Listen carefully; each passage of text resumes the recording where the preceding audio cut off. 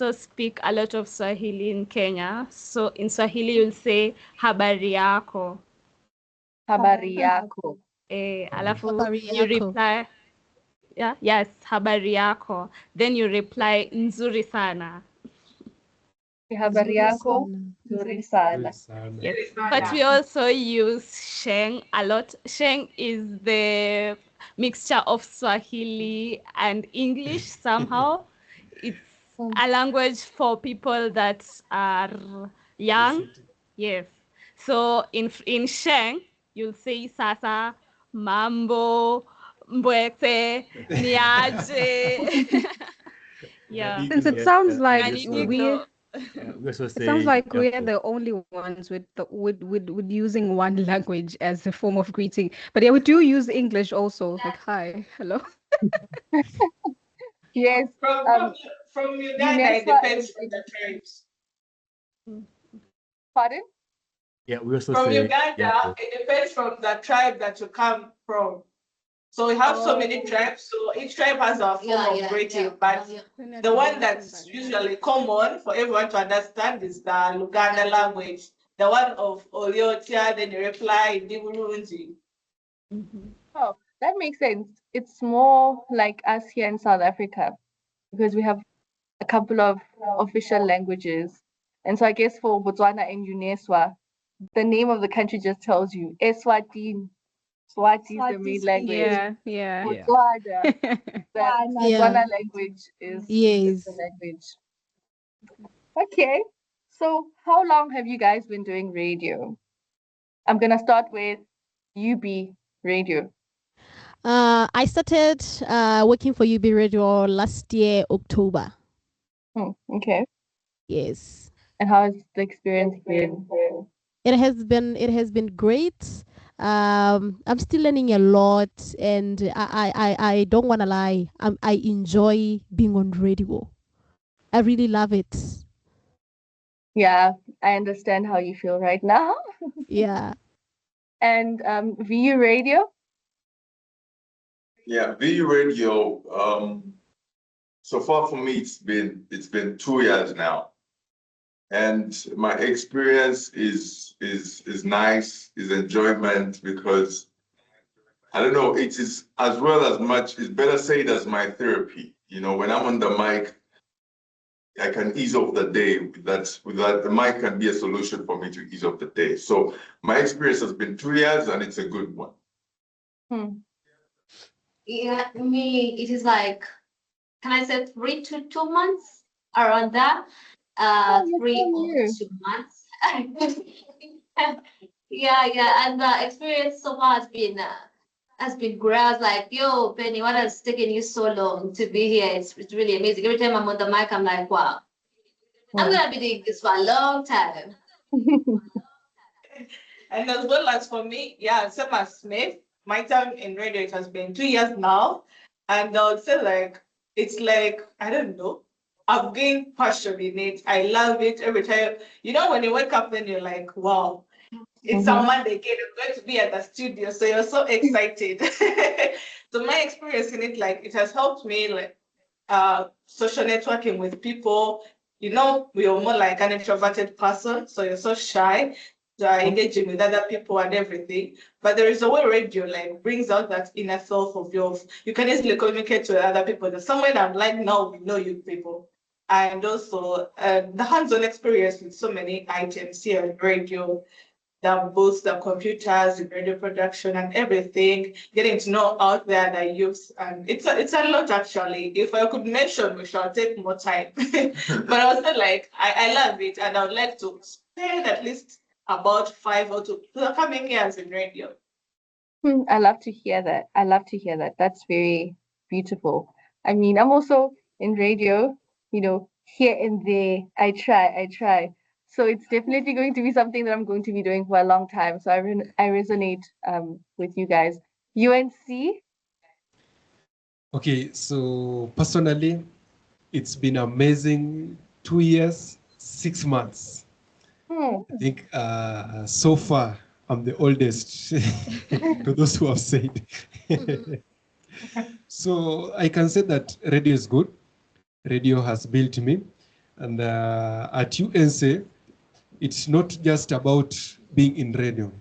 It's about being a multimedia. And as a radio presenter, radio has always been my thing. Radio is good. Radio connects people. And radio is also something that it's not a must that you sit somewhere to do it. You can do it anywhere that you are. Yeah. So my colleagues. So I've been on radio for 2 years, but as he said, we are multimedia. So I do mostly TV and some radio, but I'd prefer radio because I'm an introvert, like someone mentioned before. So, and in radio, you're free to express yourself without people knowing who you really are. They just hear you. So, yeah. And it's been 2 and 6 months, just as Cleo said. Actually, I auditioned for a radio presenter the same day with Cleopas, and it's been amazing. Every time you put on the headsets and you switch on the mic, it's like you're stepping into a different world, a world whereby like you're in your space, like it's like you exist there. So being in radio has opened my eyes to very many things. I've found my broadcasting voice and everything. So it's really amazing to be a radio presenter. And in this context, being in UNC Radio here in the University of Nairobi, it's a blessing. It's a blessing. Yeah, just to add something, at UNC Radio, we also go outside to collect stories, a lot of research for documentaries, feature stories, and we also do radio editing, producing, most of everything in radio we do. Yeah, so we don't only go to the mic to present, we do a lot of work behind the scenes. Yes. I get it. So it's a radio station filled with so many talented people, radio, TV, multimedia. Yeah, Yes. that's quite awesome. And You can search for Uneswa, us in YouTube, UNC TV. There's a lot there. Yes, we'll definitely check it out. nice. Uneswa, Okay, so I have been doing great. I think we're going for 3 years now for me, but it's been a quite topsy-turvy journey, I don't want to lie. And I think we actually can relate to UNC Radio because we actually do most of the work. We are multimedia. We have just been given a TV studio, right? Up there, it's called the Content Hub. So that's where we are just now newly, dominating the television space, which is not only, we're not only doing radio, so we're quite doing a lot of things. So for me, it has been topsy-turvy because one moment you need to be a radio presenter, the next you need to be a news reader, the next you need to be the news writer yourself, and the next time you are out there gathering the stories as a journalist. So it has been quite topsy-turvy for me, but man, I'm here for the ride. I'm just enjoying it, and I'm hoping to be doing it more and more until whenever, forever. But yeah, let's hear from my colleagues. So I've been here for over 3 years, I think, close to 4. I'm actually one of the longest serving members of the radio station. So my God. basically the ancestor of the station. Oh my And God. I mean, radio is such a powerful medium. I mean, you get to be at the center of very powerful and very important, conversations that get to shape public discourse. I'm more into the news and talk show side of things. So I get to sit at the center of, really important discussions that shape our everyday life in the country. And obviously, you get to step upon toes of certain individuals in the political arena. I think I'm all for the thrill, and I've enjoyed a couple of those interactions with, with people in power and so on and so forth. But it's been such a very beautiful ride so far. Definitely. love that. Yeah, listening to you all and stating the years we've spent on radio kind of makes me nervous because Retired. I'm not a virtuoso in broadcasting, so I sometimes appear spasmodically, but I've diverged into researching AI and how to effectively digitalize traditional media. So I work on programming a website where radios can host on air or platformizing of radio stations. So that is my field. In terms of broadcasting, I think I spent a month or less doing it. Was it a whole semester? I don't know, maybe I'm not sure, but I spent less time broadcasting. So yeah. So he's basically retired, your retired presenter. What retired presenter? Okay, so what about you guys? How long have you guys been doing radio? Funny enough, you're the older one. You've been doing radio longer than all of us. Yes, but I'm still also the youngest as compared to everyone here. Literally, I'm still the youngest. I'm going for 2 years in radio, so and I've enjoyed it. I've been I don't know. I just love it. You know, I do science, and so radio is where I distress, where I talk about, where I come back and distress. That's just radio for me.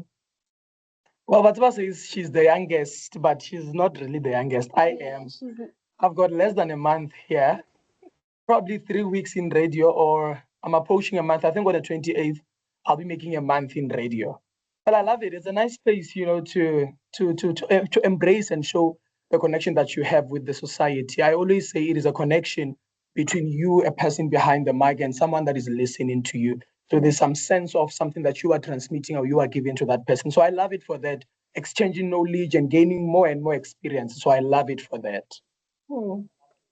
PJ. Well, I've been doing radio rather than NWU.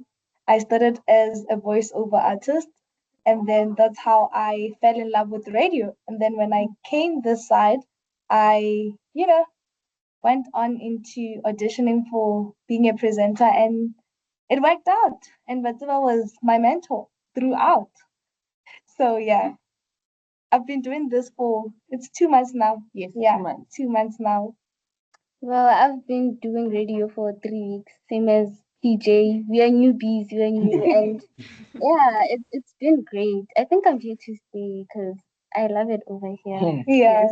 What's beautiful is there's a room full of mentors now. Yes. So yeah, this is a very good space for all of us. So my next question is, today is Africa Day, and the theme for today is assuring sustainable water and availability and safe sanitation systems to achieve goals of Agenda 2063. And the DVC made mention of that. But before we get into this theme, what does Africa Day mean to you? Let's start here. To me, it means embracement, embracing an African culture and embracing Africa as one of the strongest continents, which has the strongest and powerful voices. And, today we are just embracing the abilities, the skills, and appreciating Africa as a continent for its richness when it comes to education, talent, skills, and everything, minerals and everything that is good. Remember, Africa is good in everything. I mean, look at the voices that are here. It's good in everything. So today we are just embracing and appreciating that the roots of Africa as a continent, where we come from and where we are now, and the abilities, the capabilities, the skills that we have as Africans. So we are just embracing that in my point of view. I think it's a point of view that we all share. Yeah. Councillor Rato? Well, to me, Africa Day is all about unity and pride. It reminds us, regardless of different languages, cultures, beliefs, and backgrounds, we are one continent. So yeah, we're diverse, different colors, multi everything. The same way our university embraces inclusivity, I feel like this day also represents inclusivity and diversity. Love that. Uneswa?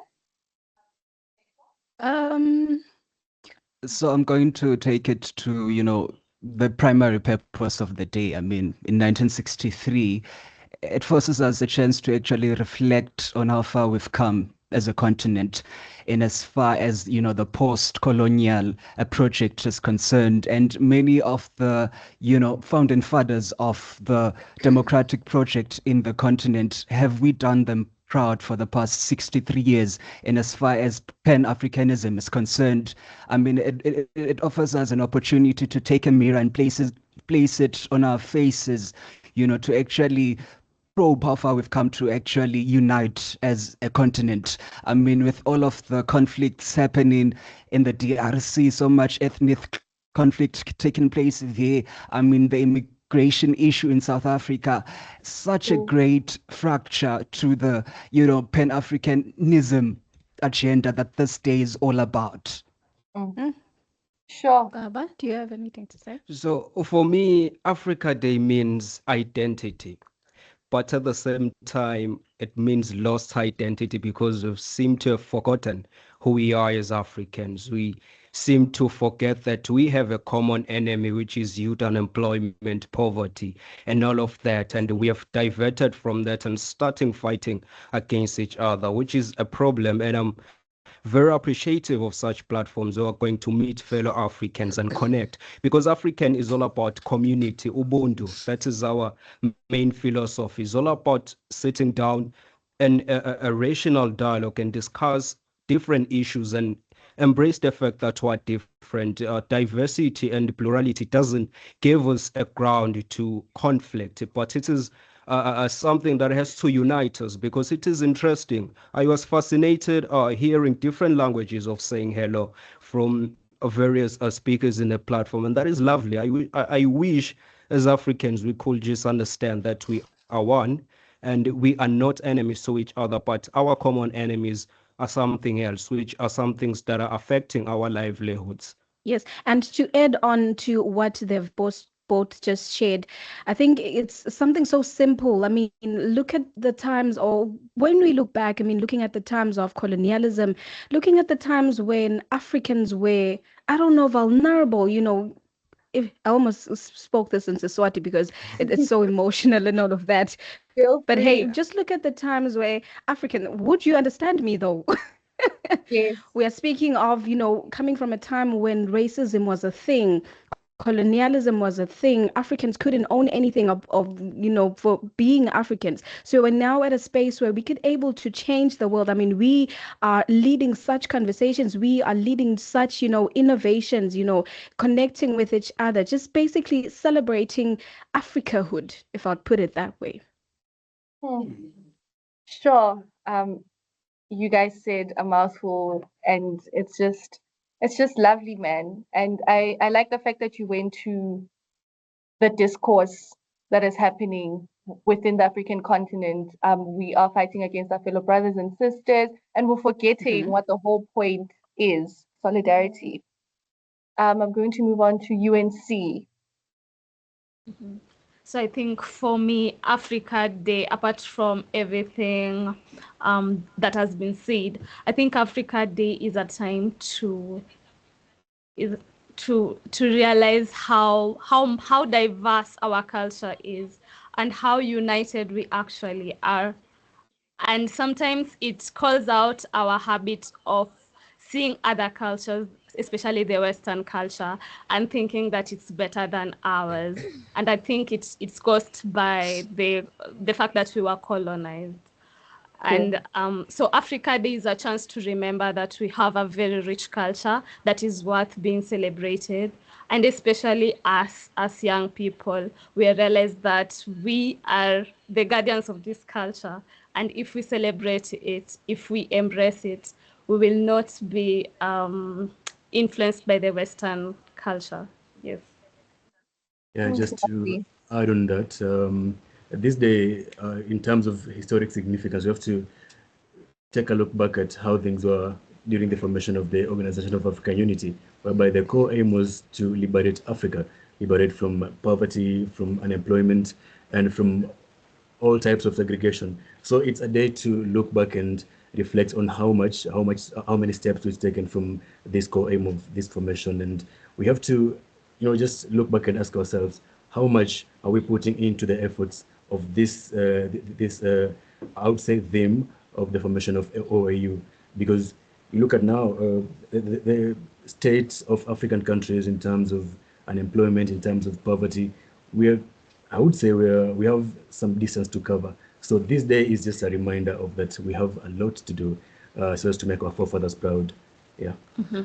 And to add on that, Africa Day is not just a day on. Am I audible? Yes. Yes. Yeah. I was saying to add on that, Africa Day is not just a day in calendar. It is a very significant. It is a day that holds a very historical significance, in the sense that we get to think about and to reflect about who we are as Africans, where we are coming from, and the future that we want to build as Africans. And this day helps us to celebrate our roots with confidence and dignity. Okay, So, just to add on what my colleagues have said, to me, this day is coming together as youths and as Africans. When we were starting, when some of us were off mic, we were having a conversation with VU from Uganda. And we were talking about different communities, things to do with Kabaka Mutesa, the kings there. So we were trying to understand our cultures and the diversities that we have. So in the group, we have Kenya, we have Namibia, Eswatini, we have Botswana, South Africa, and Uganda. We are all youths, and we have come together to understand each other, to talk on matters that we have goals for. So to me, it's about coming together, knowing each other, and having goals, and seeing ways in which we can come to conquer these goals in the future. Thank you. Oh, love that. While you're saying that, it just reminds me of a video that I watched. I think, was it a student in Uganda or Kenya? I'm not sure, but I think it was Uganda. And it was a speech on how we as Africans, when you forget about your roots, then that means you have made it in life. So like you have arrived. If you can't speak your mother tongue, then it means you are the cream of the cream, top of the crop, essentially. And it's like, well, how does that help us? That just makes the colonizers win, and Africa, we're just slowly losing our Africanness. So I love that. So VU, what are your thoughts? Yeah, so for this day, to me in particular, is a day that has to make us acknowledge what we are for, what we are meant for, because Africa as a continent, it comes out unique, you know. It's a very, very big continent, and it has so many things going on amazingly, from the resources to the, you know, to how creation is beautiful in Africa.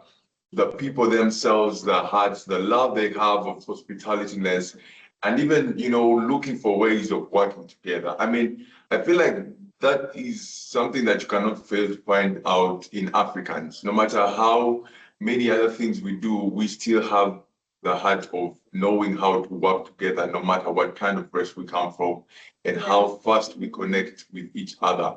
And as well as we, at this particular point, you know, technology is so fast, it's running out so quickly. We have some African products that actually don't even recognize or know that they are African because of how fast, you know, things have come up in their faces. So this day is actually for them to go down and ask their ancestors, their parents, people who they know that have at least the basic information about Africa, to know where do we come from, what are we capable of being. Because as an African, if you get to know why you were African or why you were chosen to be in this kind of continent, then you know how much potential you have that you are carrying. Because we see big examples of African characters out in the diaspora doing big things, you know. They are amazingly bringing the name Africa to respect, you know, on big platforms, man. So it is something good whenever someone wants to open about talking about an African. It is so much you can talk about that can bring smiles on our faces, no matter the background that we come from and to actually where we have made it. It's such an amazing conversation to have. Yeah, and maybe to add on that, when you talk about Africa Day, so it brings us back to the African unity. When someone, there is a way that someone talks about when someone says the word Africa, of course there is that verification that comes in your imagination, yeah? And also the culture that we all share, despite of the different like cultures and tribes and everything, but there is that way, at least we don't differ so much when we're all like dressing up in our different cultures. We don't differ so much from how South Africans dress up and how people in Uganda, how they dress up. There is a way that tries to come back. Yeah. So whether or not in culture, I know there is a part there in South Africa. There is a way they honor like the cows when it comes to traditional. Comes back also here in Uganda and also in other countries like Zambia or Namibia.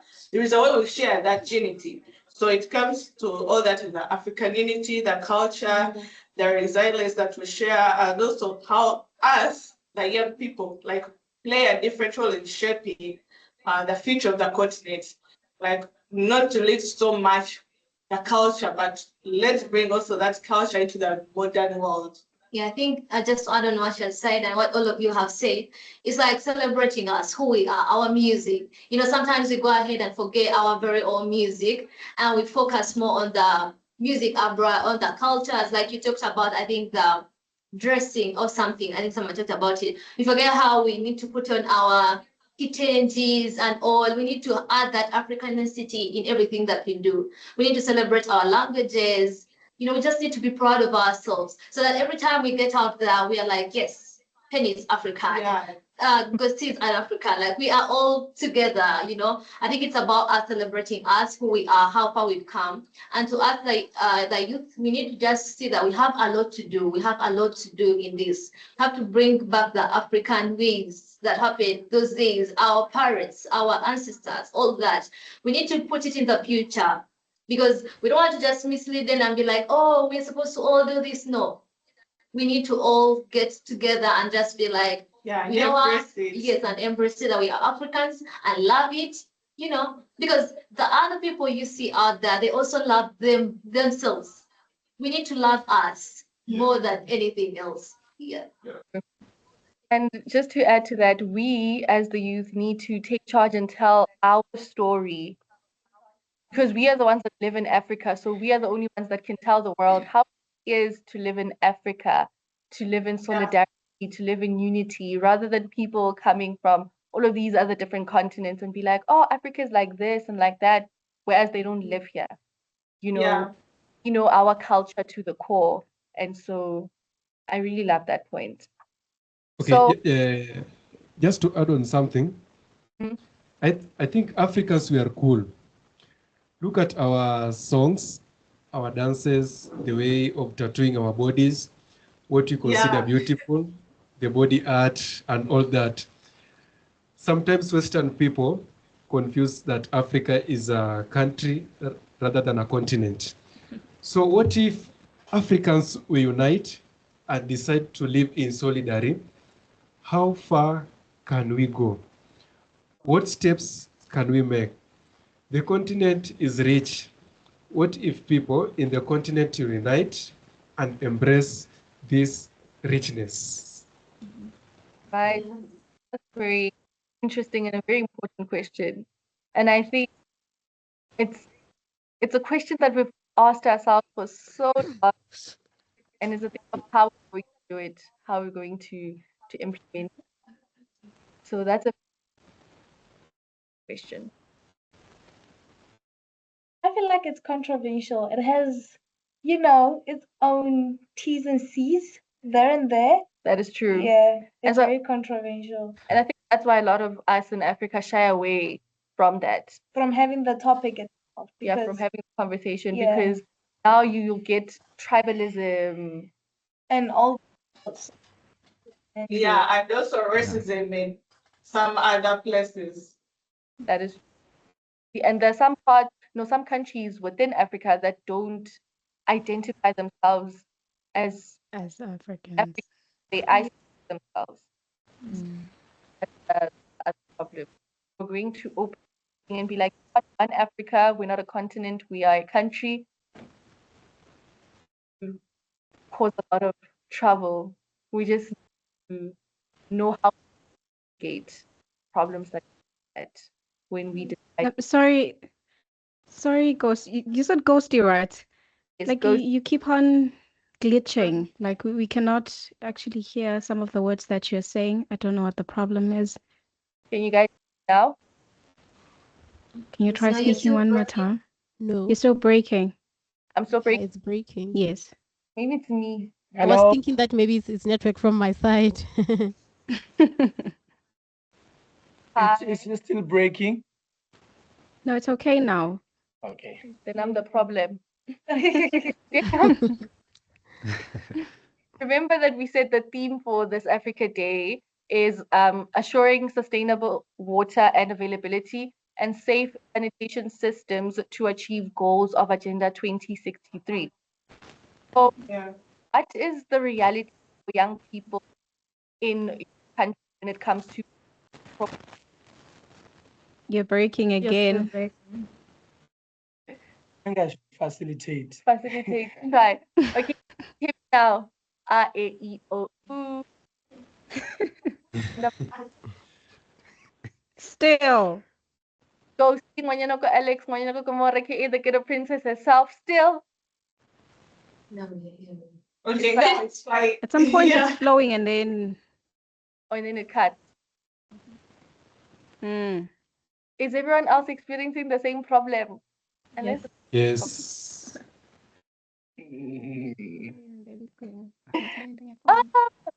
Okay, what about now? Better. Still. You can keep going. You can keep going, and then what we don't hear is what we shall ask to be repeated. But you can keep going. Okay. So the question is, what is the reality for young people in your country when it comes to accessing proper water and sanitation? I think can we go ahead?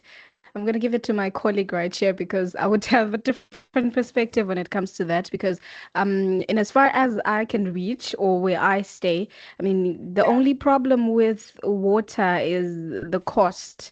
Otherwise, water availability where I'm from rather, it's actually okay. Maybe it's because I'm from the capital city or not. But yeah, I think I'd hand it over to my colleagues right here. Precisely. I mean, it's one part of the country in the urban area, the problem is not that terrible. But when you take it to the people who actually need it the most in the rural areas, it's a very sad state of affairs. I mean, there's still a very lack of a prudent access of water in rural areas in the country. In as much as we have cool pieces of legislations and policies, which is something that we do very well, in the continent. We are so able to draft the most comprehensive of policies and pieces of legislations. But when it comes to the implementation part, it becomes a different story. And, our king last year during the Water Summit did say that the country needs about 120 million US dollars to actually have universal access to water by the year 2030. So we hope that things are going to get better. I mean, one part of the country is, fully privileged when it comes to the resource of water. But, when you speak about the vast majority of the population who live in the rural areas, they still have a very hard time when it comes to accessing this very critical socio-economic resource. And I think as African countries, the only thing that we can mainly relate on is, words speaking louder than actions within our government systems and all of that. I agree with what you're saying fully that we implement policies. We actually raise up policies that we are unable to implement. Do you have anything? I think we get this side. Yeah. Do you? Okay, so when it comes here to Uganda, of course, water shortages are still like a challenge, and especially in the rural areas. I would say that's for the villages deep down. Here in urban areas, of course, there is water supply, but of course, in some areas, they get the water, but of course, the cost of paying those fees. Whereby in rural areas, there are still some people who are struggling to get the water. And if it's there, it's in a borehole and like a long distance. So you see there are kids who have to walk, like they have to go to school, but then in the morning, they have to take some long distance to get that water. Reaching the water sources, the boreholes or the well, it's like a long line. And then some areas, yes, there is water, but the streams are like dirty. They are sharing the water with the animals. So that's a big challenge when it comes to our rural areas. Then when you come here to the capital, like to the urban areas, Yeah, so there are some areas when the water is there, but then it's like there is some shortage. And those who have it actually selling it at a higher price. Like a jerrycan, a 20-liter jerrycan can cost you like this coin. But this is a 1,000 coin. So which means you're going to fetch 3 jerrycans, 20 liters. What's that kind of water going to help you when it comes to your hygiene and also the sanitation? So it's still a big challenge, but though the government hasn't like ignored it, they are trying to work on it, creating like more water sources. Basically, to add on what you're saying, you see, we had a situation in high school where we had to, like, we did have water like for a week. That they could just fetch water like for us from outside. Then we couldn't have afternoon classes because by lunchtime kids want to eat. And they're not going to go for the after lunch classes because they have not eaten.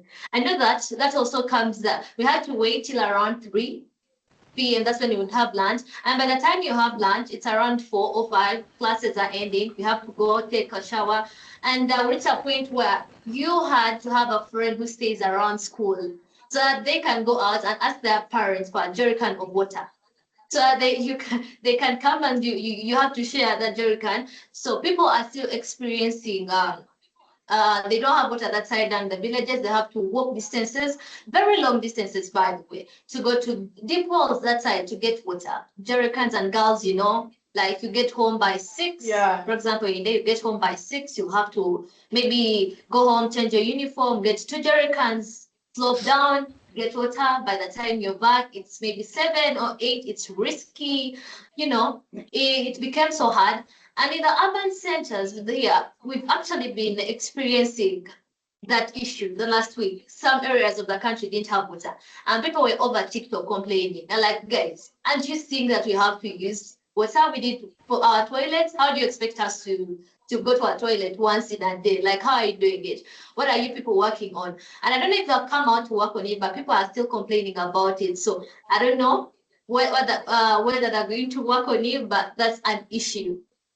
And in addition, I would say every time I have a conversation about water, I always come up with a question and ask my fellows that between electricity and water, if you are to spend a week in your house, which one would you go without, or which one would you go with?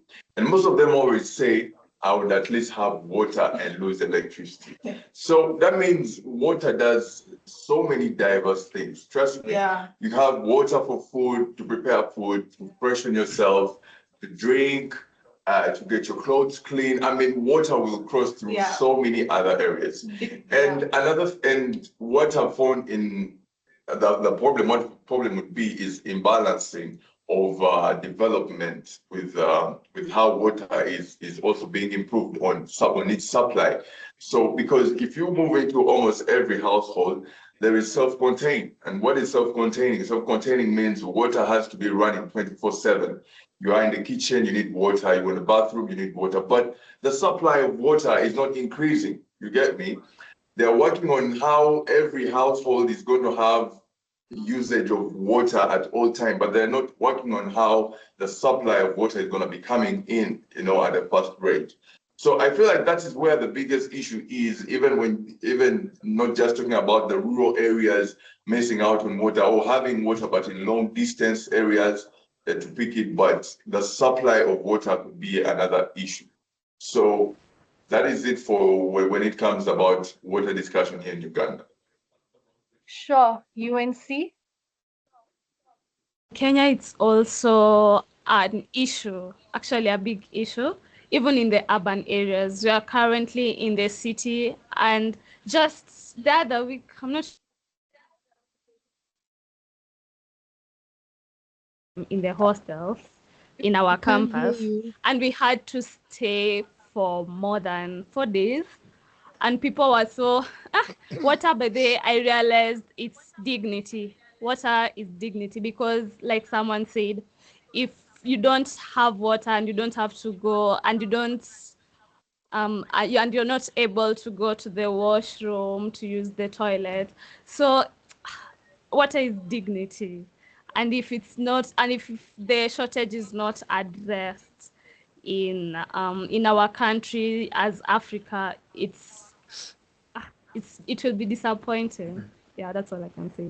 Well, I would say the state of access to clean water and sanitation in rural areas, or even in some parts of cities in some African countries, just shows how hard Africa has been hit by water problem. Because if you look at published reports by, for example, the Africa Sustainable Development Project, it says that in 2024, 411 million people out of the possible 1.58 billion people living in Africa suffer from this access to clean water and proper sanitation, with sub-Saharan region lagging behind globally, with only 56% of its population enjoying access to safe water. So I think it's time we ask ourselves, what can we do?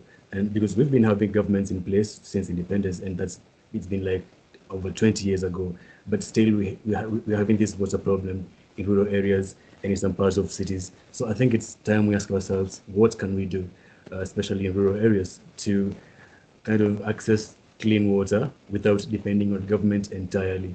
But again, this doesn't take the responsibility of the government, because it's majorly governance problem, whereby if you're having to go for over 20 kilometers to get clean water in rural areas, then we have to question the government systems in place. But I would say, well, Africa is very much suffering from the water shortage problem and access to clean water and sanitation. Okay, just to add on something is that we have water, but the only problem is it favorable? Is it enough for us to use it? Is it clean? Is it safe? We've talked about urban areas. When you go to, not urban, but rural. When you go to rural areas, you'll find a lot of rivers, you'll find wells, but they don't have clean water. You go to a river, the same river, we have animals, we have cows there, we have sheep, we have goats drinking water there. The same river, someone is bathing there, someone is washing there. So you realize that we have water, but we don't know how to preserve it. That's what is happening in the rural areas. Yeah. In the urban areas, we have water, but now the problem is you use water as you pay. That's what we have going on in the urban areas. So however much it is an individual responsibility, we cannot do it on our own. It's a community thing. It's something that we have to come together. We say that we want to preserve our own water. Yes, thank you. I'm going to give my comments later on. Botswana? Yes, in Botswana, the government has made efforts to increase infrastructure for clean water, but still it is not enough because we still experience water shortages, and the access to clean water is also not easy. For example, a few weeks back at the University of Botswana, there was a water shortage challenge, and the water that was coming out was very unclean. Like that one, it was very bad. The situation was so bad. So you can imagine. And in Botswana is a semi-arid country. It experiences low rainfall and high temperatures. And that's a limitation to water resources in our country. And most of the times, the youth that are struggling are the ones living in rural areas. That's where we find most of the rivers crossing, and the water is not all, it's never clean there. So, and financially also, it needs a collective effort for the water to be cleansed. And even though at rural areas there are water pipes passing there, but some of the remote areas it's very tough to get clean water. So young people often have to find themselves in the long queues at the standpipes. Imagine you're supposed to go to work, but you have to go in queue at the standpipe to fetch water. Then you're having to go back home to prepare yourself for work. It causes so much disruption and delay. And this is to show you that water shortage and clean water is not only an environmental issue, it also affects other areas. If I am working and I arrive late at work due to the fact that I traveled a long distance to fetch water, and at that time maybe I don't have a car as a young person, the job that I'm working doesn't accord me the opportunity to get myself a car, so I'll have to like maybe use a wheelbarrow to go and fetch water. It is going to be so inconveniencing. What time am I going to get to work? So am I going to be productive at work? Because I arrived late, I was carrying heavy buckets of water, and it's a challenge. We still have that challenge in my country, in Botswana. We still have that challenge, and I believe that we as young people, we really need to help our leaders to up their game and in helping everyone to access clean water. Sure. What do you guys think? I feel like everything that everybody has said. I feel like it's now a continental issue because also in South Africa we are experiencing water issues. So it's a continental issue, which it needs. It's not like water is not there, but how are we preserving the one that we have already, and how are we making sure that everyone has clean access to water? Do you guys have anything else to add on? Just like Mandy is saying, I think everyone has said, we are able to see that now this water challenge thing, it is a common thing. Because I've heard mention a river, bathing in a river and what. And if we look at the rural areas like KZN, a province here in South Africa, there are people who still bath at the rivers. There are people who still do their laundry at the rivers. And there are people who take that same water for drinking, cooking, and other things. It shows that also the pollution that is also in the water causes also health complications to people who live in the rural areas. Even us here in the urban areas, it is still a challenge because, you know, you can go 4 days without water and it's just a water shutdown. So based on everything that everyone has said, water is now a common challenge based on everything because the experiences are similar and the kind of challenges that they face, they are also similar with us living here. That is true. And one thing that I've taken from everybody's response here is the fact that it's an infrastructure thing. I think we do have the ideas of how to clean our, because the water is there. It's just a matter of how clean is it for me to drink, how clean is it for me to cook with. So that's the problem. So and the thing is with infrastructure, it needs money. I think Uneswa mentioned that it takes a lot of money to come up with the infrastructure to purify the water, which also needs tons and tons of energy. Because if we look at the Asian countries, right? Singapore, for example, it gets its water from the ocean. Whereas Africa, we're also surrounded by ocean, by the water. So why is it that we can't do what Singapore is doing? The problem is we don't have the finances and we don't have the power to do that. You know what I mean? Yeah, that's actually problematic. So with that said, do you think, or how do you think the youth in your country is participating when it comes to water innovation and entrepreneurship? What is the youth in the country doing, trying to alleviate the problem? At Northwest University, a water initiative where they do awarenesses, teaching schools rather and the community at large on how to preserve the little water they have and how to clean the one that they have and it's unclean, and also teaching them more ways on conserving the water that they have so far. Okay. That side, I would say we have the side, be it engineering, be it microbiology, the things sanitation, that's in it, then remove so that it's safer to drink. We have all of this research is actively trying to do something, but the problem then goes back to infrastructure. Who is breaking? Breaking. Why is it when I'm speaking it's breaking? was really against me. Did you guys lose me? We are only seeing mouth moving, but we cannot get the sound. Even now. Just like the last statement. The last statement. Okay, so the last thing I said was we do have youth actively doing research when it comes to cleaning our water, but the problem is funding to actually bring those projects to life. It's infrastructure, it's funding, it's all of these different, laws and stuff. So I think the youth is actually trying, but the laws, money, infrastructure is literally the problem. Mm-hmm.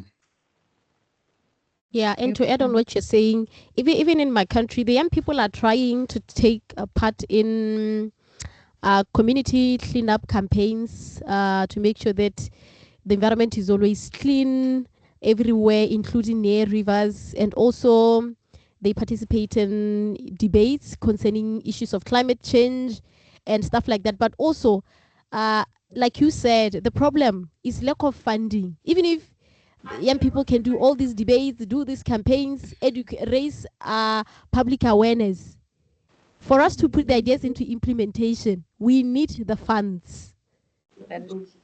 We need resources. So, and it's always difficult to access resources, to be able to source resources.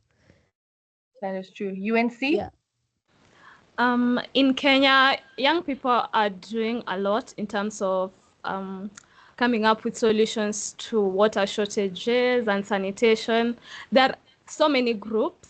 There's this group called Elimisha Charity Campaign. They go to informal settlements and they clean up the places, they clean the towns, they provide water for the people living there.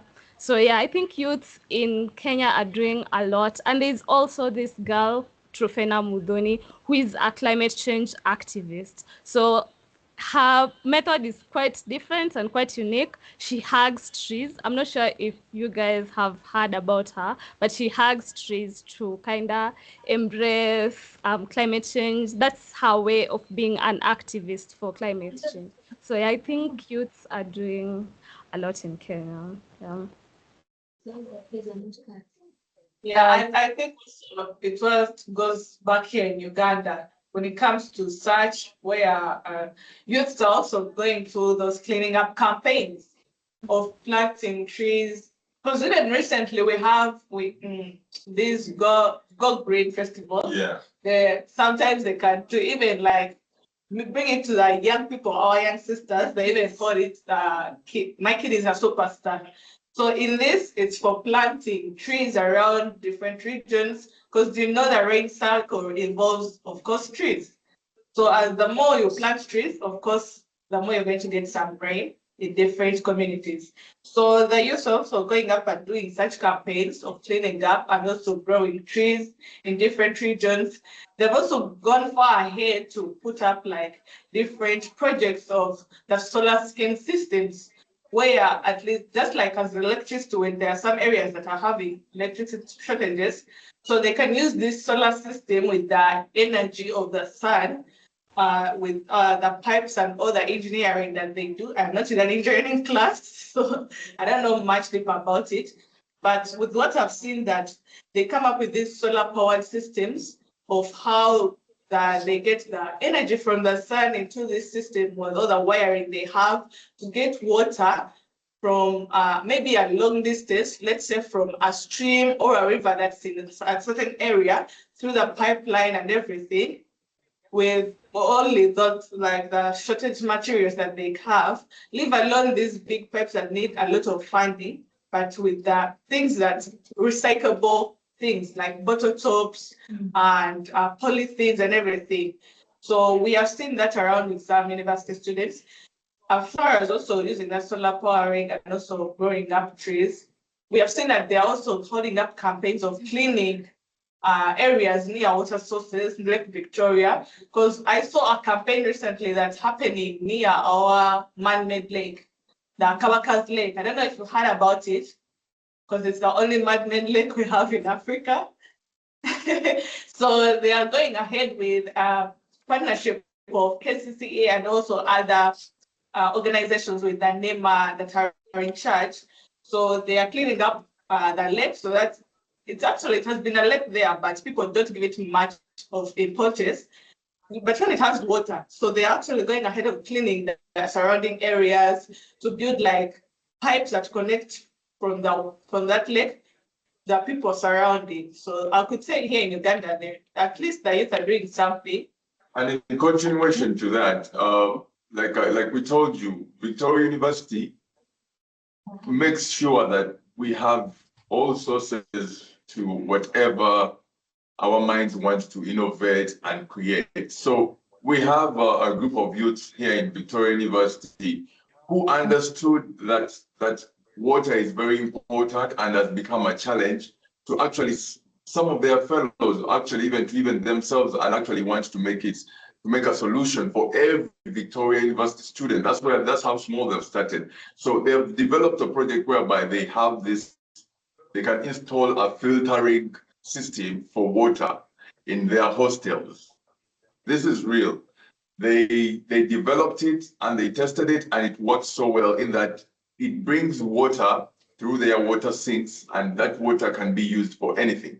Can be used for drinking straight, can be used for preparing food right there and then. Yeah. Or even if you just want to, rinse your mouth or anything with that water. But they make sure that the water has been filtered to 100% clean. Yeah, but I think because before we used to just cook it. When you get water, you have to boil it first and then maybe keep it. I don't know if you guys still do it that side. Okay, so some homes still do it. No, people prefer now just buy water and have it kept in their homes.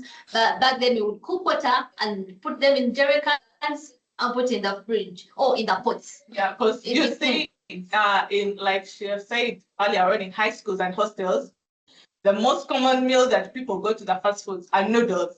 So because they're going to use this water to prepare their noodles, like I just smiling. I think that's what she does.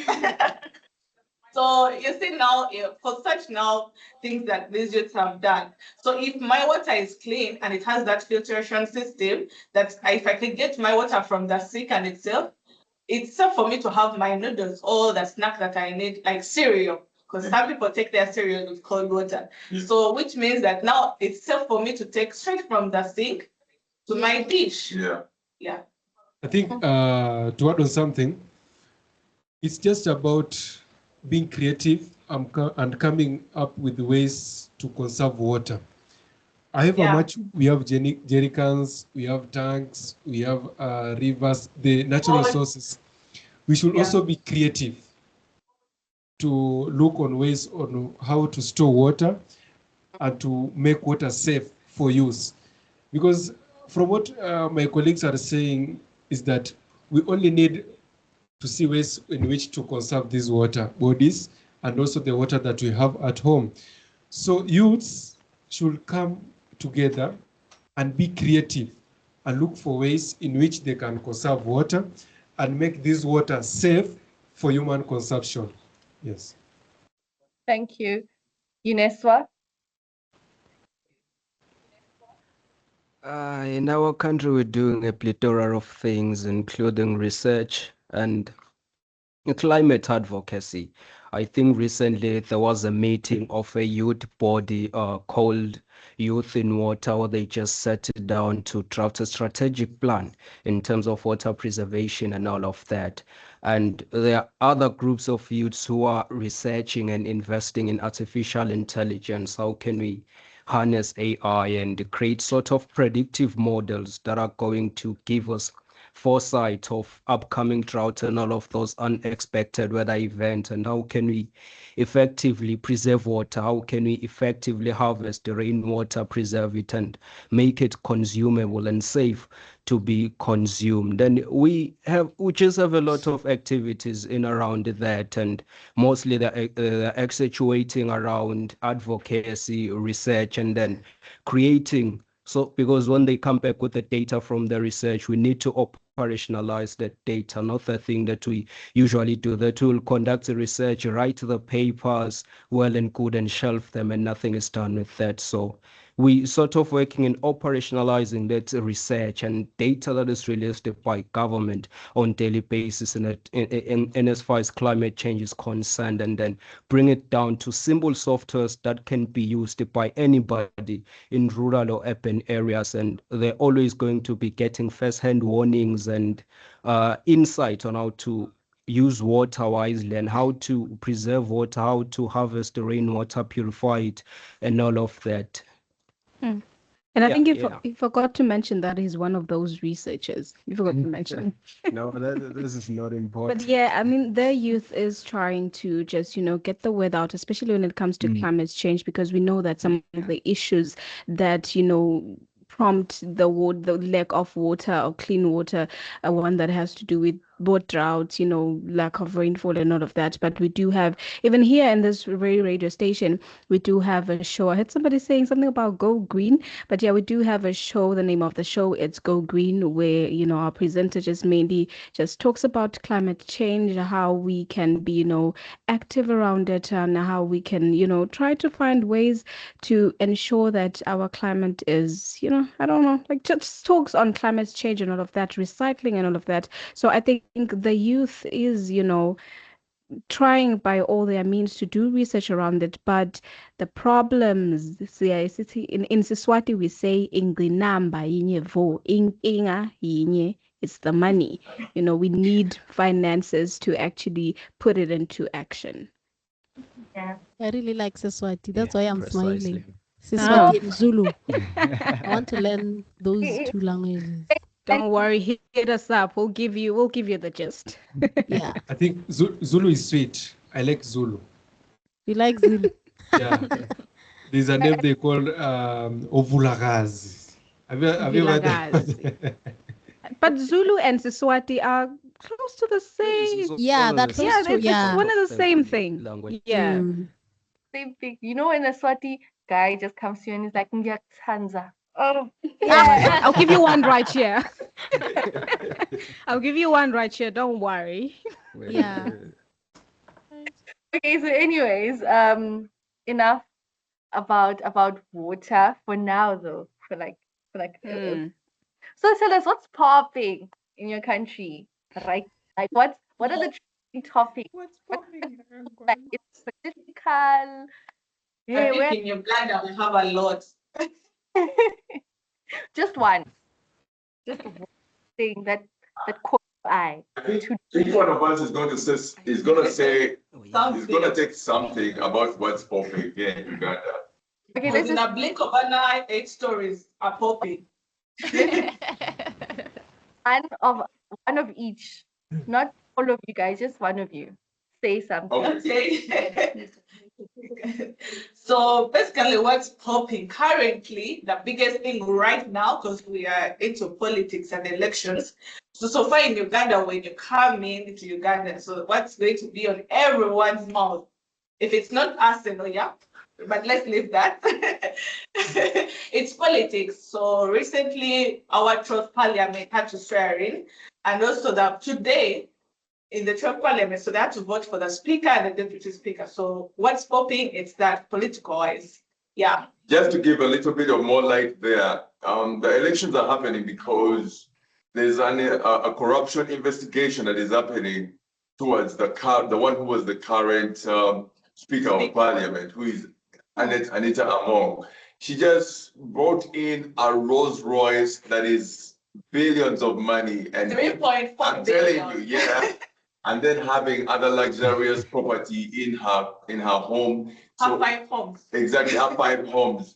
So mansions actually. So all this is being looked at, her being a very outstanding victim of corruption. So the investigation is right there, and every day something new keeps coming up about that area. But as we're talking right now, as we began this conversation, we got news that we had a new elect for the Speaker of Parliament, who is Jacob Oboth. Yeah, who is Jacob Oboth. But if you listen to the opinions about him being the new elect, Ugandans are really looking at it and like, man, there's no difference that is being made. It's the same person. Yeah, you got someone actually who maybe going to do They're just going to be moving around the circle. It just stays. They actually say on Twitter that if the outgoing speaker, all this happened because she got a new Rolls Royce, this one is going to bring in a private jet or a yacht when we don't even have an ocean in Uganda. It's literally Langa Commission in South Africa because it's just a lot politically. Yeah, let's not go into it. UNC, what's popping? Okay, in our country, it's the finance bill 2026-2027 financial year. Like everything, it's hiking. Everything is going up in terms of prices. So it was supposed to be passed in the parliament. So currently it's public. It's called public participation. It's public participation that is currently going on. But most of the people don't want it because when you go through it well, you realize that a lot of things, their prices are going to be increased. So that's what's trending in terms of politics. In sports, our noisy football fans, the Arsenal fans, that's what's trending a lot as of yesterday. But as Chelsea fan, we are not good. But we pray that next season, and more importantly, the Champions League, they'll not be seeing it.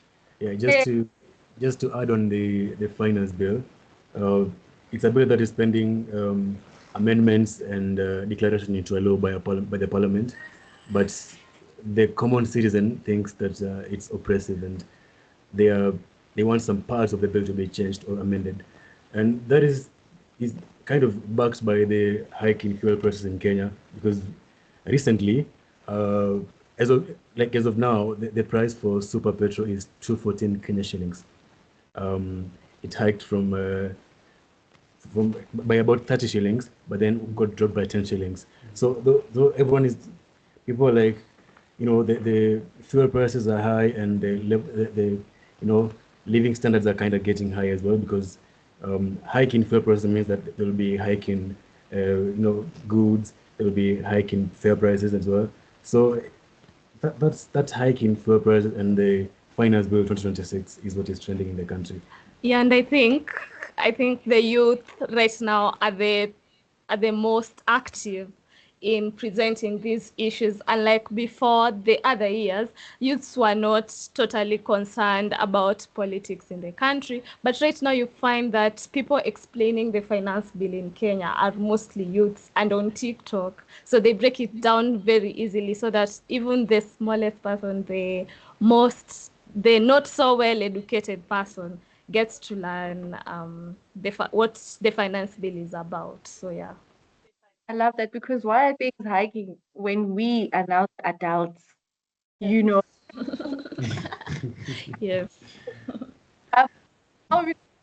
Everything is all expensive.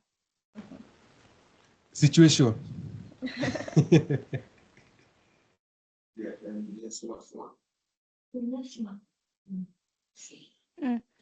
What is popping in Eswatini? For me, the only thing that I think is, I don't know, is it because what has been trending for the past few days in social media is actually Orlando Pirates, winning the league in South Africa. So, and what has been trending today is, I think, Sundowns on the second star or whatever. But Yusuf Gormaya.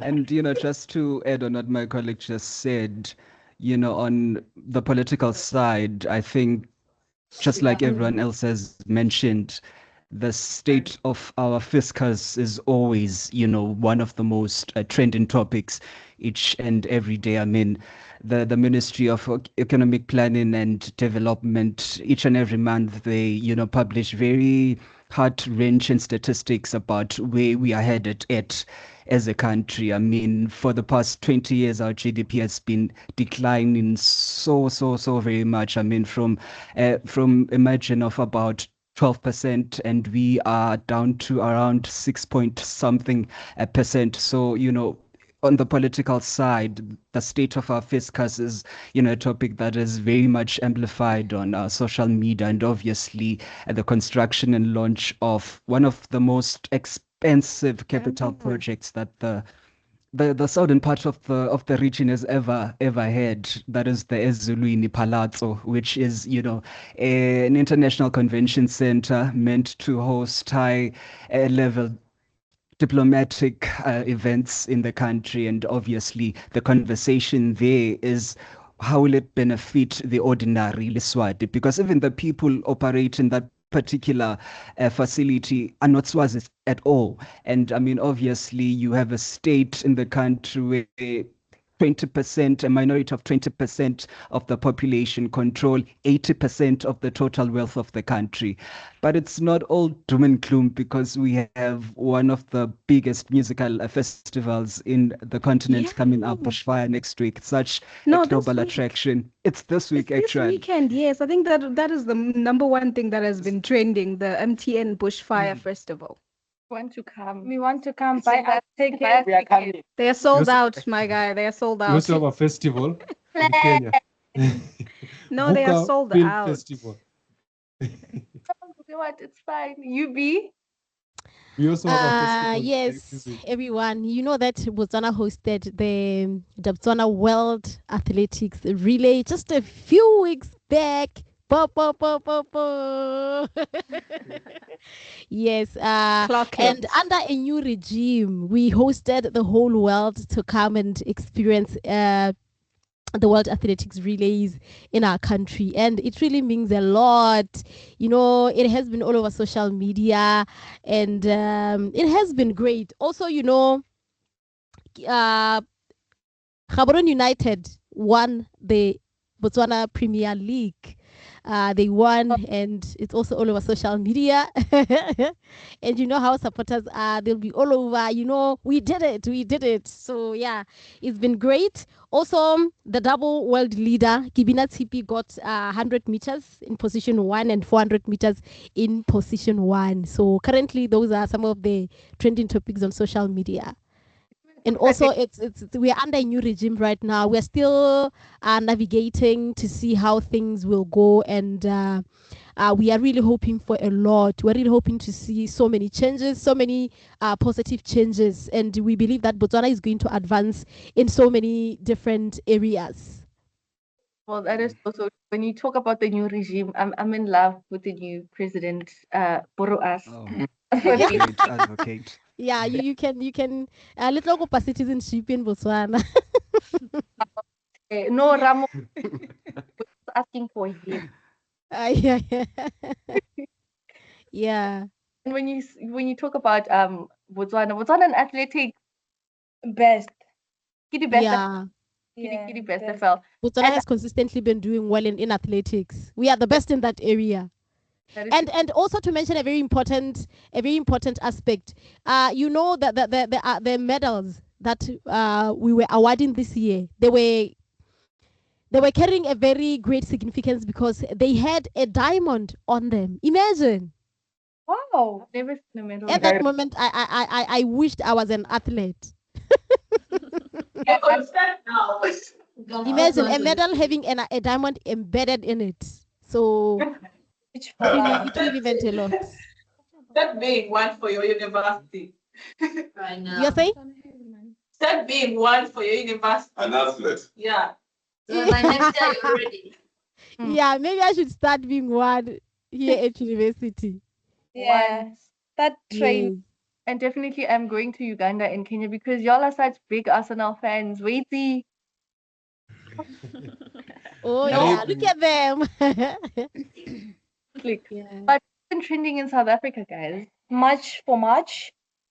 That march that's happening in the move actually that is happening in Joburg, where they are just I don't know what to say, kicking out. Is that the right way to use? Kicking out undocumented people. Oh yeah, that's the. I think that's trending one. That's the big thing. Even again, we currently have a shutdown. Yeah, Some we people currently did not go to work. some Most didn't stores come did to not school. open. Some did not come to school because, yeah, an activist was recently murdered. So, yeah, they're doing a march for that. But on the brighter side, Sundowns won. And then, Star. So we're going to be having a second star for Kev. we're not going to talk about the others. Let's leave the black and And white guys also alone. Pirates won. Yes. Let's not talk about that. It's fine. Yeah. There's always something happening in South Africa, guys. How can you even like pin it to maybe one or few things? There's a lot trending each and every day with South Africa. You guys are just, oh my God. A whole movie. A whole movie. Y'all, just a movie. Yeah, being a South African is an extreme sport. Not everyone can participate. Nice. It's nice. Also have the Bafana Bafana World Cup. They're going to be participating in the World Cup. And our kit is so nice, guys. Please buy it for Buy us. our kit. You know what? Oh, the little kids from Uganda are also going to be participating. Yeah, the these ones are going to be playing. Wow. And at least from Uganda, from our side, we shall be dancing. Yeah. New entertainment. Uganda. No, wait, guys. Little kids will be on the Can I World Cup ask stage. though? Can I ask? Is it only South Africa who's participating in the World Cup in the African countries? I wonder. Is there no Laos there? And he comes from No, we have Morocco, Senegal Yeah. there. Senegal, yeah. Obviously. Yeah. Egypt did not qualify. Oh. Yes. Oh. I wanted to ask, right? Earlier on, we were speaking about travel and all of that. But if I were to come to Uganda or to Kenya or to Eswatini, even Botswana, what is the most popular landmark in those countries? Or what is the most popular place currently?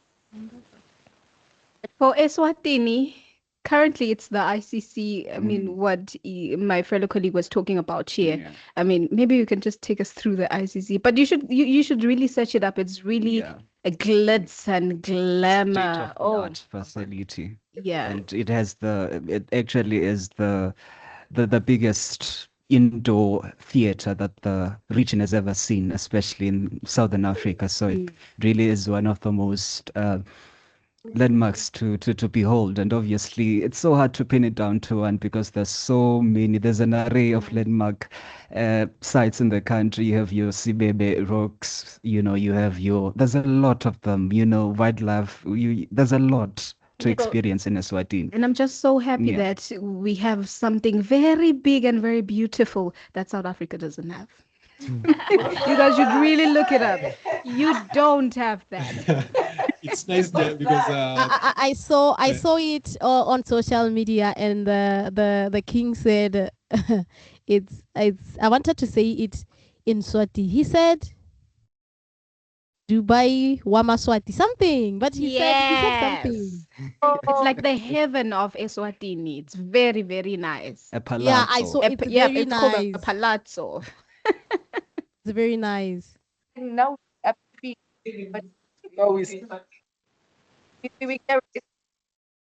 You're breaking. Beefing with us. No, it's not a beef. It's just, being proud to be, to having something like that South Africa doesn't have, so that you guys can come from there to here and experience the Dubai glitz and glamour. So if I want to come to Eswatini, what place can I visit as a tourist? As a tourist, as my colleague has mentioned, we have Sibebe. Do you have anything else in mind, Ngamiso? We have Sibebe Rock. And our nature reserves, they are very good. Yes, the Mandenga Nature Reserve. I think I Show Speed went there. Yeah. Is it I Show Speed? Yes, I think I Show Speed went there. And there's quite a couple of lots. Our environment is really beautiful, guys. I mean, aside from all the problems that we have as a country, it's quite a very peaceful place. our country is considered to be peaceful, and it is Beautiful peaceful. and heritage. Beautiful, exactly, beautiful culture and heritage and all of that. So yeah, that's just one of those amazing things that a tourist could actually find in Eswatini. And now, as we've mentioned earlier, we're going to be having the Bushfire Festival. So all people in what number is it on the best African festival? I'm sure it features in the top three. Top three. Top Oh three, yes, in top fact. three. The MTN Bushfire of Eswatini is. Yeah, it's. If we're not top on the list, it's 3 or 4. we have to verify. Yeah, but see, it's 3 or 4, and one of the best festivals Africa has. So it's coming up this weekend, and as a tourist, I mean, those are some of the things that you'd want to catch up on when it comes to Eswatini. And in Botswana, we also have one of the Africa's top tourist attractions. When you come to Botswana, you should visit Okavango Delta. You should come, guys. And also the Kalahari Desert. Make sure that you don't miss out on this one. Yeah. And Makari salt pens. So we've got a very good number of places that you can visit in Botswana. Uganda. For Uganda, if you want to experience it's actually a place where you don't experience heavy, rainfall or even a lot of sunshine. Like you have moderate weather. There's very few countries that actually can sustain that. And for that one outstanding place, you would not miss out to be in. Even Kanye West longed to be was the equator. Yeah. So from the equator there up to when you go to Ginger and then see the source of the Nile that actually is that people think is supposed to flow going downwards, but it goes northwards up to Egypt. So, I mean, those places are so amazing and have historical information that people would really want to know about. Yeah. And not also forgetting the food types, the Rolex, coming from the Rolex to the Matoke and Senene. These are some things that you cannot miss out when you come to Uganda. So as you are at the equator and you are there, you will also matching up on a Rolex and also having the same experience Kanye had when he came to Uganda. Yeah, there is basically a reason why we are called the Pearl of Africa. So we should be bragging about that, not the South Africans. You should clock that. Yeah, and also when she talked about one of the biggest festivals, and she said it's gonna be happening in Eswatini. I think she said top 3, but then the first big festival is the one that happens in Uganda. The Nyege Festival, where it brings out thousands of tourists. What is Nyege though? I want to understand. Well, Nyege, it is a mixture of East African languages, I believe. The Kenyans also have an interpretation of Nyege. Uganda has an interpretation of Nyege. Yes, that's right. So Yes. So basically, it's like a festival in regards of tourism, where different cultures come up together as one to explore or entertain. Like you'll find a part where South Africans have their part to show out their cultures, Ugandans be this side, Kenyans be this side during that day. Then at night you come out as one and enjoy it. And I feel like it could be the African Coachella. You can say Coachella. Yeah, because it's more of African wears. You have to dress like in those outfits, then the Coachella outfits. And it's nice. And it goes for 3 days. Yeah. Non-stop, music non-stop. You don't dress. Well, we're almost out of time. UNC, where are we going when we come to Kenya? Where should we start when it comes to Kenya? There are so many places you could come, including the people. They are very interesting people, very funny, very funny people. So you could come see us. Yeah. So, but you could begin with the Masai Mara.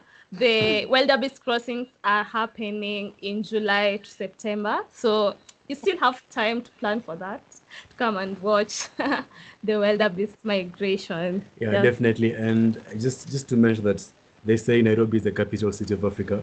It's the only capital city with a safari in it. So you can come and just like enjoy like the wonderful views, like the big five in there. And just to be very specific on this, we have a festival, an annual festival called Summertides. Happens about twice a year. So this year, it's the biggest beach party in Africa because it happens on the shores of Lake Victoria, of Indian Ocean, sorry, in Diani or in Mombasa. So it's coming this June. So Summertides, that's like a must for everyone. If you like to like, have a good time, just enjoy life, that's like the place to be. So this June, Summertides in Diani. Again, if you come in Kenya, make a date with us so that we take you to Kakamega County. You go and see the crying stone, a stone that is literally crying. Literally. Crying. And again on that we have like a hill which defies gravity, whereby you pour water and it just goes uphill instead of downhill. The only place that I can say in Africa that has such. So just like a lot of things to enjoy in Kenya. So yeah. Thank you guys for afternoon. You're breaking. Yeah, she is breaking. Give up. Can you hear me now? Yeah. Okay. I was saying thank you so much for taking time out of your busy schedules. I know you guys had your individual shows, you planned for them. Then we just bamboozled you with Africa Day. But thank you so much for joining us. Victoria University Radio, University of Botswana Radio, University of Nairobi Radio, Eswatini University Radio. Like, thank you so much for your time. Okay, so next year, we want to have this person. So repeat that. Repeat yourself. That again. Yes, I'm saying thank you for this. Next year, we are planning to have this in person. So yeah. Okay. Okay. Thank you for all of us, the guys. Okay. But I you guys. We can't hear you. You were saying that thank you and can't wait to meet all of you and have this beautiful interaction in person. We can't hear you. Yeah, they are breaking. You said what saying is thank you and bye. Like that. And we love it. Thank you, everyone. Thank you. Bye. Bye. Maybe we share our platforms so that we can reconnect again, not just here. I don't know. Is that? Yeah, we could share our platforms maybe so that we can have more interactions. Maybe with whatever that can come up. For our platforms, it is VU Radio. That's on Twitter and Instagram and TikTok. It's VU Radio. Or you can say Victoria University Radio. Yeah, or Victoria University Radio. Okay. So yeah. And for us, it's UB Radio. Just search UB Radio on Facebook. You'll find us right there. On UNC Radio, Facebook, Twitter, Instagram, TikTok, UNC Radio. And more importantly, UNC TV, YouTube. In fact, you are live. This session was live on our YouTube page. Even now, as we are talking, we are still live. You can visit our YouTube. Yeah, you can visit our YouTube channel, UNC TV. Subscribe, comment, and we have the notification button. Click it so that you can always see our work when something is posted, and you can also watch the work that we have done the previous years. We are also live on NWU FM. You can always listen to our shows, the music that we like, and everything about UNC Radio. Thank you. Okay. All right. And for us, it's Uneswa FM across all social media platforms. So it's Uneswa FM. And yeah, thank you. The A and the FM, right? Sorry? Is it Uneswa FM or is it Uneswa space FM? Just write Uneswa space FM, I think. Yeah, you'll find it there. Yes. It's there. Facebook, we are NWU FM 105. That's on Facebook. NWU FM. Is that how it is? First take our platform that night.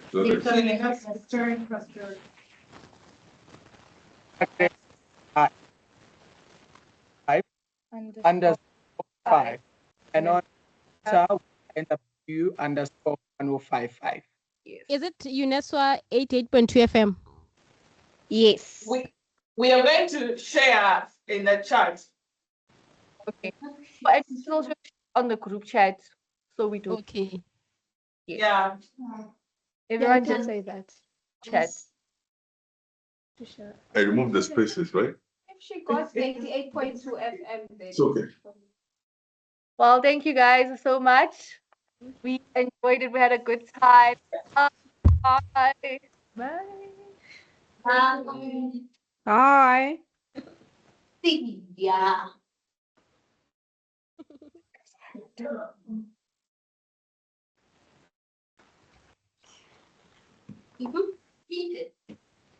Like a read it.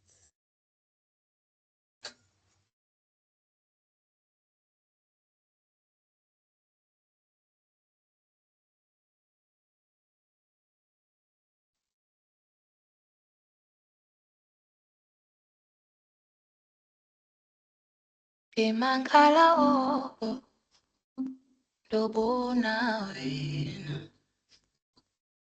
kuyabonakala ukuba ndinenjongo makwande uhlangane ube mnandi sibe moja makwande uhlangane ube mnandi sibe moja.